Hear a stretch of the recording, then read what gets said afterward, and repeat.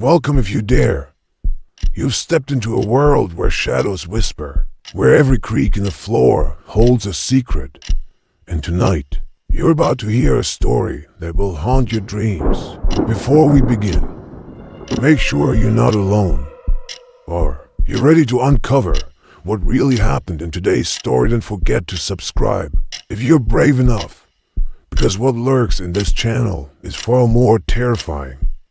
Let's begin.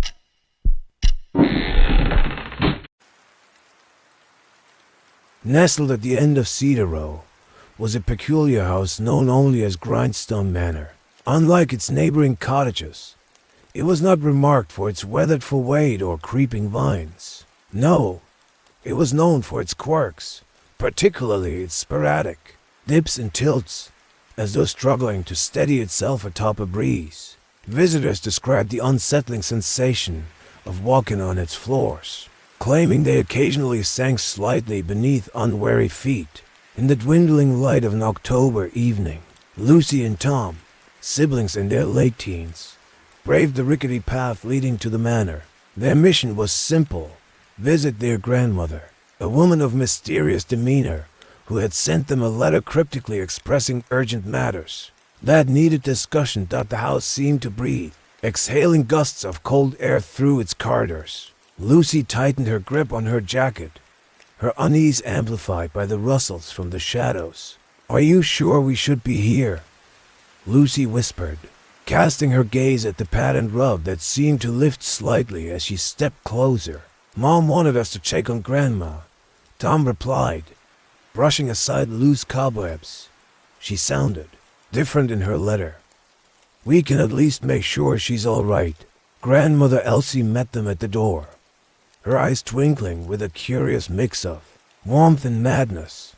Her hair was a frayed halo of white, matching the lace curtain that stirred gently behind her. Come inside," Elsie urged, waving them through with fingers twisted like the roots of ancient trees.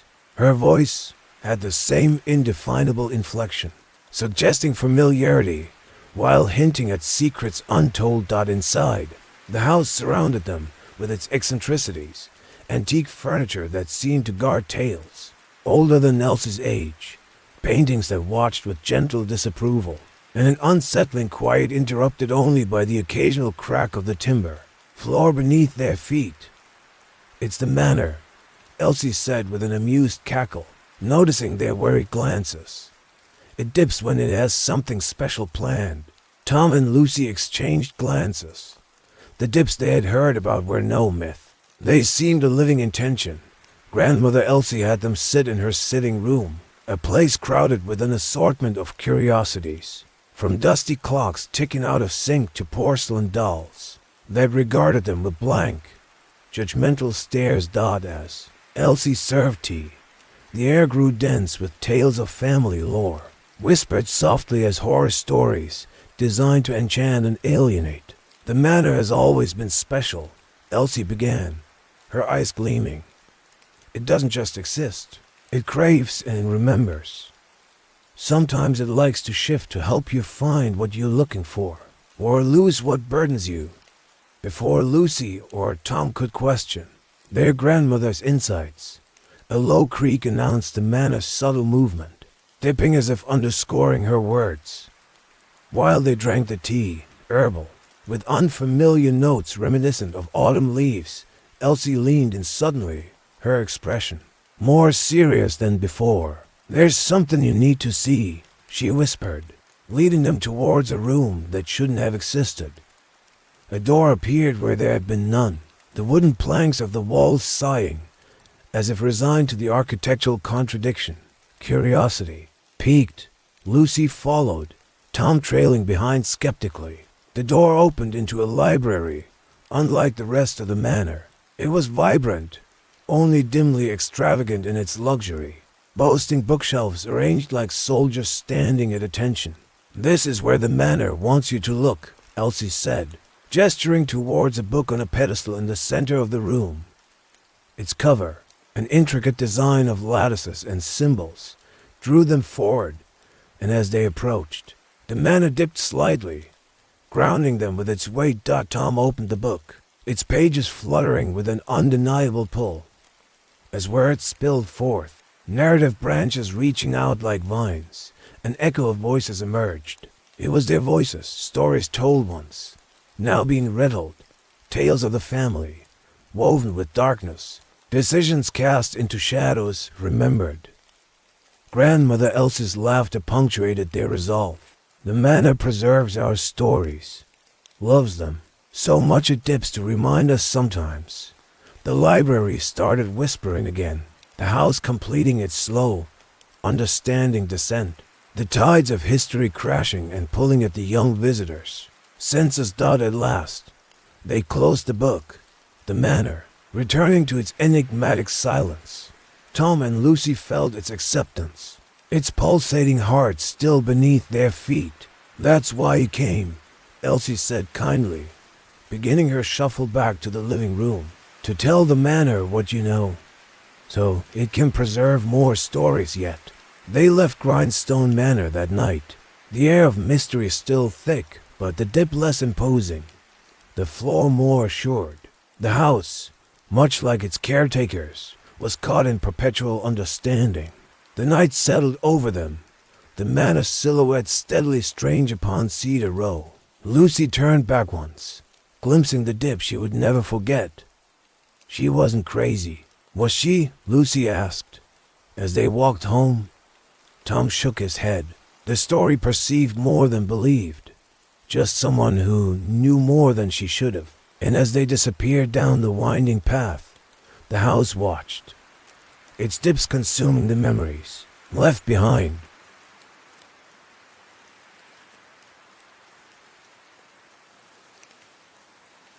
In the remote village of Elderton, nestled between ancient woods and a winding, murky river, the streets were silent, the air stagnant with a chilling presence. Rumors whispered through the winds, tracing their source back to the dilapidated house at the village's edge, where Flora Lagman, known infamously as the Crazy Grandma, resided. Flora's legacy was one of peculiar tragedies. Her eyes, as deep and silvered as stormy clouds, held secrets that seemed to shimmer in the moonlight. Those eyes had seen the village's birth and, perhaps more disturbingly, its gradual descent into perpetual slumber. Years ago, the village prospered with the harvest.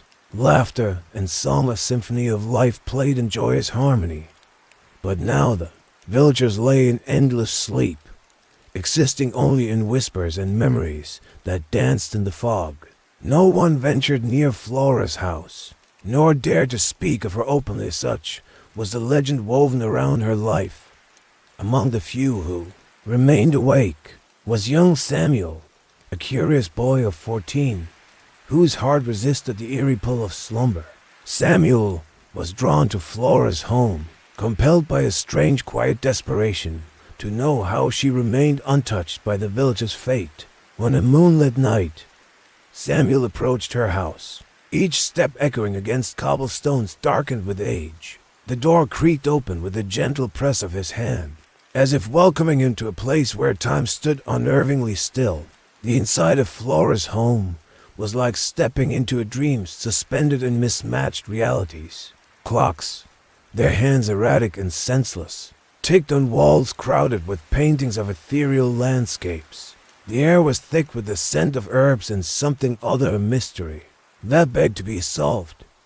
"You have questions?" Samuel, Flora's voice, was both matronly and ghostly, a lullaby wrapped in shadows. Caught between fear and determination, Samuel nodded, his voice barely surfacing from his throat. Why are they asleep? Why are you here, all alone, awake?" Flora chuckled softly, her laughter as chilling as the night air. "The village sacrificed its wakefulness to the river's curse, traded dreams for the promise of eternal peace. But I deserted their pact, the guardian of a truth they chose to forget." Samuel's eyes widened, his curiosity ignited with a ferocious hunger. "A curse. How can we break it?" "Follow me." Flora gestured, beckoning into the shadows beyond the hallway. The Arches of the narrow corridor led them deeper into the heart of the house, where the light grew dimmer and the air turned colder. As if they ventured into another realm, the walls whispered secrets. As they passed, words curling around their ears like leaves in autumn, Flora revealed a door, hidden and old, etched with symbols that seemed alive under Samuel's gaze. She opened it, revealing a room filled with ravens. Their eyes, black as obsidian, watched with an inscrutable wisdom. "These are the Watchers of Dreams," Flora whispered, her voice barely audible over the bird's soft cawing. "They carry the weight of secrets a thread tied to the slumber here." Samuel stepped closer, drawn to the ravens, as if they held the key to a puzzle he was destined to solve. "Can they wake the village?" Flora nodded, the silver in her eyes gleaming like distant stars. "But they demand a price of binding of the heart they once cursed. You must dance between worlds, speak to the river's soul, and set the village free." The enormity of the task lay heavy on Samuel's shoulders, but his resolve sharpened into clarity. He accepted Flora's guidance, his heart fueled by an unwavering desire to wake Elderton from its nightmare. Under her careful direction, Samuel initiated the ritual, a dance with boundaries invisible to those with simpler minds. He moved between the ravens, whispering verses Flora had taught him, words laden with ancient magics. At that moment, the world shifted and the river's essence rose within him, an entity formed from water and shadow, abundant in mysteries beyond comprehension. The village sleeps, the river's soul sang, a melody woven with sorrow, lost in dreams that shield their hearts from pain. But you, Samuel, possessed the courage to lead them back to life. Samuel bowed, his heart synchronized with the river's undulating pulse. "I offer my spirit to your depths, a promise of return. If you free the village from your grasp." The ravens circled him in response, their feathers shimmering with ethereal light. With a deep, symphonic breath, Samuel felt the river's curse break release spreading like ripples through Elderton. And as dawn broke, the villagers awoke, confused but unharmed, finding themselves restored from their dreams. Flora watched Samuel from her lonely perch, now a symbol not of madness, but strength, the custodian of secrets that lightened his heart. The village returned to life and Flora continued her ageless watch, her eyes on Samuel, who had replaced loneliness with hope and awakened the village from its silent slumber. Thus, Elderton renewed its song, carried melodies through the winds, and in each note, Samuel's courage lingered, a whisper of a time when dreams ruled and madness guided its end. In the small village of Eldergrove, twilight descended like a shroud over the ancient pines that bordered the town. The dark, looming forest was a forbidden place, whispered about by villagers who claimed it was possessed by unfathomable evils. Children were warned not to venture too close, lest they be swallowed whole by its secrets. Of all the tales warning against the forest, Grandma Ida's stories were the most chilling. Ida was a weary old woman, sharp-witted and seemingly clairvoyant. Strands of silver hair framed her face like cobwebs, and her eyes glimmered with unsettling knowledge. Every Friday night, villagers gathered in her yard, settling into mismatched chairs beneath the canopy of stars to hear her speak. "There are things in that forest that men ain't meant to see," Ida would begin, her voice gravelly and somber. "Things that twist the mind and gnaw at the soul until you're just a shell." Her stories were laced with vivid descriptions of twisted trees ensnaring lost souls, wolf-like creatures with eyes ablaze, and whispers that drifted through the air like the soft touch of a spider's thread. One particularly cold autumn evening, her granddaughter, Lily, a spirited girl of 16, sat determinedly among the listeners. Despite her grandmother's warning, an insatiable curiosity had taken root in her heart. That night, a peculiar tale about the Weaver captured her intrigue. Grandma Ida spoke of a creature hidden deep within the forest, weaving dreams into nightmares, turning the past into haunting hallways from which there was no escape. As the villagers disbanded, Lily stood alone with her grandmother. "You really believe all those stories, Grandma?" she asked, struggling between disbelief and wonder. Ida gazed at her with knowing eyes. "I do, child, and some things I wish weren't true are sometimes the most real things of all." With autumn winds howling like wolves through the village, Lily's curiosity transformed into an act of rebellion. She set her mind on unraveling the mystery that clouded the forest. One brisk October dawn, armed with only a flashlight and her courage, she slipped past the warning signs and sprinted into the shadows of Eldergrove Forest. The forest seemed alive. Its breath echoed in the rustling leaves and creaking branches. The deeper Lily ventured, the more the world shifted. A heavy mist rolled in, wrapping around her like an ethereal veil. Strange whispers tickled her ears, giggles and sighs that spiraled from the depths, testing her resolve. Just as panic threatened to overwhelm her curiosity, she stumbled upon a clearing. There, amidst a circle of luminous fungi, was a dilapidated cabin, seemingly untouched by time. Its windows were darkened eyes, watching her, following her every move. Compelled by a force she could neither see nor comprehend, Lily approached the cabin. The door swung open, welcoming her with an eerie creak. Inside, a collection of eerie objects lined the shelves. Dolls whose eyes seemed to follow her, clocks frozen at midnight, and a journal etched with symbols she couldn't decipher. As she turned the pages, a soft tapping resonated from the corner of the room, growing louder and more chaotic with each heartbeat. Suddenly, the figures from Grandma Ida's stories flickered into reality. The Weaver appeared, a shadow wrapped in veils and cloaks, threads streaming from its fingers. Lily couldn't discern whether it was fabric or flesh that composed the creature. Confronted by the Weaver's presence, fear rooted her to the spot. Yet, as it extended a hand toward her, offering strands that shimmered between illusion and memory, a moment of clarity pierced through her dread. There was magic in its threads, magic that could alter the fabric of existence, dreams and nightmares alike. In that split second, she understood the forest's truth. It wasn't just a keeper of horror. It was a repository of potential, a place where boundaries blurred and the edges of reality frayed in tantalizing wonder. Using every ounce of will, Lily turned away from the Weaver, rejecting the threads. Her bravery resonated through the forest, scattering the mist, reclaiming the dawn. As she fled the cabin, the haunting whispers faded, replaced by the harmonious symphony of wind through the trees. Back in Eldergrove, Lily found Grandma Ida waiting on her porch, her gaze knowing and warm. "You've been tested, child," Ida said without need of explanation.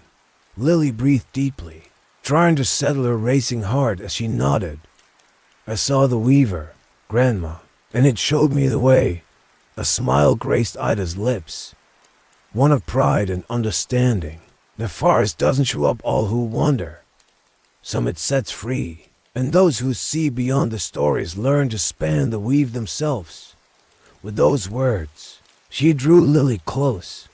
The forest remained, its mysteries undiminished, but Lily carried its truths and possibilities within her, the courage not to conquer nightmares, but to dance lightly upon their shadows, forever entwined in the stories she would one day tell.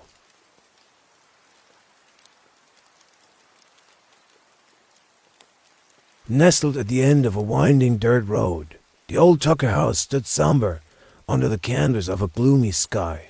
Ivy clung to its walls like green veins, and shattered windows gaped into darkness. Legend held that once you entered, you could never return unchanged.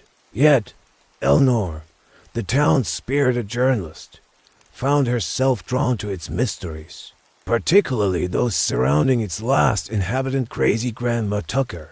They said Grandma Tucker had seen things, whispered secrets into the chilly wind, and spoke to shadows that danced on moonlit nights. Eleanor had heard tales of a woman in a faded patchwork dress, tending to strange weeds in her garden, the eerie glow of lantern light leading her steps. Most intriguing of all was the rumor that Grandma had harbored a person who never died.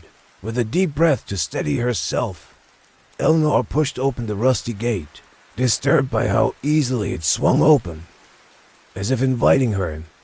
Her steps crunched, the overgrown path, vines brushing against her legs in hushed whispers. "If you're seeking answers, then seek," Eleanor muttered to herself as she reached the porch. The door creaked ominously as though forewarning her of the horrors inside. Stepping into the dim foyer, she felt the chill wrap around her like a damp shroud.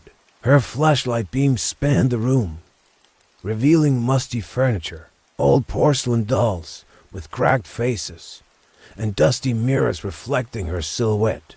The house seemed alive. Shadows pulsed in corners like forgotten memories stirring to her presence. "Hello," Eleanor called out, her voice breaking the eerie silence. Silence. Then a faint rustle echoed from deeper within, pulling her inexorably toward the forgotten hallway lined with faded family portraits. Each face appeared twisted in silent screams of terror. "I know you're here," Eleanor whispered as she approached the door at the hall's end. It swung open of its own accord, revealing a cluttered kitchen. And there she was, Grandma Tucker, seated at the table, her eyes as ageless as her tales. "I knew you'd come," Grandma Tucker spoke, her voice cracked and thin like autumn leaves underfoot. Eleanor hesitated, suddenly aware of the thick silence enveloping them, oppressive like the weight of storms. "Did you keep someone here? Someone who never died?" A sly smile stretched across Grandma's wrinkled face, full of twisted familiarity. "Ah, you seek the truth, do you?" Her bony fingers traced the edge of the table absently, evoking chills that ran down Eleanor's spine. The young journalist nodded, determination steadying the tremors within death. Grandma continued, her voice overlapping invisible whispers. "It's not as you know it. Come, let me show you." Her motion was fluid, eerie in its grace, as she led Eleanor through the labyrinthine corridors of her memories. They reached a tiny door recessed in the wall, wrapped in the gloom of shadows. "He's beyond," Grandma indicated, and swung it open with uncanny ease. The sight that met Eleanor's eyes was one that no amount of training could have prepared her for. Inside sat a man at a small table, his skin pallid as aged paper. He was alive but not living, eyes vacuous yet conscious, as if eternity had marked him with its unyielding grasp. "How is this possible?" Eleanor whispered, incredulity battling with fear. Grandma chuckled, the sound manic yet oddly human. "Some souls, child," she tapped her temple knowingly, "refuse to leave. They bind themselves to the law of their own making. Jonas here," she gestured with a proud maternal demeanor to the man, "chose to linger when he ought not to have." Jonas watched Eleanor with eyes that swallowed the room's light, his lips unmoving but expressive in their nonchalance. "Why?" Her question hovered frantic, despair peppering her tone. "Fear," Grandma said simply. "Fear of what lay beyond." Eleanor pressed herself against the doorway, recognition dawning in the depths of her mind. She held her pen tight, the icon of her quest for truth now a frail shield against the looming terror. Grandma approached, each step a taunting echo in the narrow confines. "The crazy ones," Eleanor managed, recalling snippets of town lore. "Never leave, do they?" Grandma grinned, eerily angelic, and spoke with an odd distance. "Sometimes the chains that bind us are forged by our own refusals." Her eyes flickered with ancient understanding and eternal resignation. Eleanor realized the trap of this peculiar immortality. Jonas wasn't living, not in essence, nor was Grandma truly anchored. to sanity. They were reflections of choices made in defiance of nature's looping cycle. Suddenly aware of the encroaching shadows, she withdrew. Wordless, Eleanor backed away from this bygone realm of fear and secrets and sought the safety of sunlight. The gate clanged shut behind her with startling finality, the house receding into its cryptic whisper of wind and shadows. The town had been right, she thought, as she stood gasping in the open air. The house would change her. Maybe she would never be the same again, haunted by its tale of eternal defiance against nature's rules. Thought as she returned to town, she vowed to let the story lie where it should. Some truths, Eleanor realized, were better left unspoken, lost within the eternal spectrum that crazy Grandma Tucker and Jonas chose as their prison.